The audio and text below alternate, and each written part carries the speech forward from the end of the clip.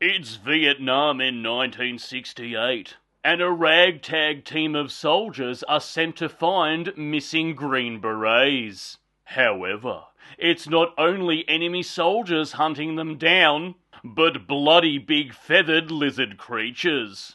It's the film that Jurassic World wishes it was. In this non-stop gory action fun ride that proves Hollywood don't know what the fuck they're doing. In Primitive War. Hello there, you loose units, and welcome back to another episode of Spicy Boy Reviews. I'm, of course, your host, Andrew Iles. That's right, Primitive War, directed by Australian filmmaker Luke Spark, who's known for directing Occupation Rainfall, Devil Beneath, Bring Him to Me, and Scurry, just to name a few. It's Vietnam 1968, and we meet a mixed bag ragtag extraction team by the name of the Vultures. They're the team you send into sticky situations and they kick all kinds of stegosaurus. And wouldn't you know it, it seems that Colonel Jericho has lost a special team of Green Berets deep in the jungle, who were investigating classified stuff and things. So who are you going to call? Outpost Busters. The Vultures are ordered to go deep into the jungle and are told fuck all. All they have is the location of where the Green Berets were last heard from, are told never to ask questions. If they find the Green Berets, not to engage with them, but to inform Colonel Jericho, and of course are told to ask no questions, which of course can only go well. It's not long before the Vultures are dropped deep into the mysterious jungle that they learn that there's some prehistoric creatures who have a craving for G.I. Joes. Not only do the Vultures have to complete their mission, but also survive the prehistoric creatures, they also have a Russian death squad hot on their heels. This is where we get a lot of awesome dino gory fun action, with lots of long distance hole punching that kicks all kinds of Spinosaurus. At one point they stumble upon a mysterious facility where they get some explanation dumping of what the hell is going on. Sounds simple enough? It bloody well should be. Streamlined, fun, action-filled, exciting. See Jurassic World Afterbirth? It's not that fucking hard. The film was also even based on a book by author Ethan Peters, and there's even 4 books in the series. This film was made for roughly $7 million. And without doubt, they spared no expense. Every cent is up there on the screen and used incredibly wisely. Camera movements, the framing, the lighting, the atmosphere and production value are all top tier. The film looks like a bigger budgeted film.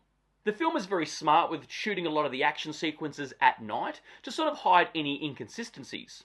However, I've got to say, even the daytime scenes look like an A-list blockbuster film. Has magnificent detail with the weaponry, the costumes, the makeup effects. Everything, as aforementioned, looks like an A-list Hollywood blockbuster. And everything was treated with the utmost respect and was played absolutely straight. None of this dumbass Marvel humour. I mean, yes, there was a couple of little humorous moments here and there, but no dumb shit like someone getting attacked by a dinosaur and then one idiot stands up and goes, well, that happened. And no forced agendas anywhere. How refreshing. And as for the effects and the CGI, I've got to say, honestly, it's probably better than most things I've seen from recent past from Disney Marvel. You know what you're seeing is CGI, that's no secret. However, I've got to say it was done really well. And you can tell that every frame was given the duty of care it deserved. Nothing here is lazy or forced. And the best parts for me, the most exciting parts, was when the T-Rexes showed up. I think it was all done really well. Something sorely missing from the recent Jurassic World movies. I keep banging on about it, but honestly, this film looks and feels like a bigger budgeted movie. Director Luke Sparks is a hungry, energetic filmmaker. And it's so refreshing to see that up on the big screen. I was lucky enough to interview Luke Spark way back when I was a co-host for a podcast. He was very gracious and a lovely, down-to-earth dude. And when he was a guest on our show, he actually mentioned he was in the early stages of getting the balls rolling for this film being made. And I remember thinking and telling him on the show, what an exciting idea to have soldiers in the jungle being hunted by dinosaurs. And this was way before Jurassic World Rebirth was even a thing, even on the radar or mentioned. In fact, I'm pretty sure at the time, either before or after, it was the early stages of Jurassic World Dominion at the time. However, here we are finally, and they get to see Luke Sparks' vision up on the big screen. And I've got to say, my God, did he deliver in spades. Not a frame in this film is wasted. The sort of vibe and feel of the film is kind of a mishmash of Kong Skull Island, Predator, and Jurassic World Rebirth, but way better and no pointless family of four. And of course, it's a film based in 60s Vietnam, so of course you've got to have the expected Vietnam playlist. Which I've got to say is kind of comfort for an audience. I couldn't imagine going into a period piece action film based in Vietnam 60s and not having here Creedence Clearwater Revival. It just wouldn't feel right.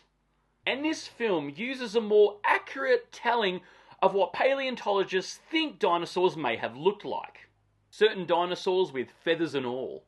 I do recommend this film, absolutely, it's a bloody good time. Like I said, it's played straight, it's action, it's dinosaurs, it's friggin' awesome. Anyway guys, this is my cheeky little review of Primitive War. Right down below if you've seen it, what are your thoughts on it? But more importantly, besides the original Jurassic Park, what is your favourite dinosaur movie? And of course, if you've made it this far into the episode, please give me a thumbs up because your love and support keeps me going, because I just love movies and I assume you do as well. And of course, don't forget to hit that subscribe icon because I give it an episode weekly. And I'll see you back here next week for the next review, but until then, stay spooky, kids.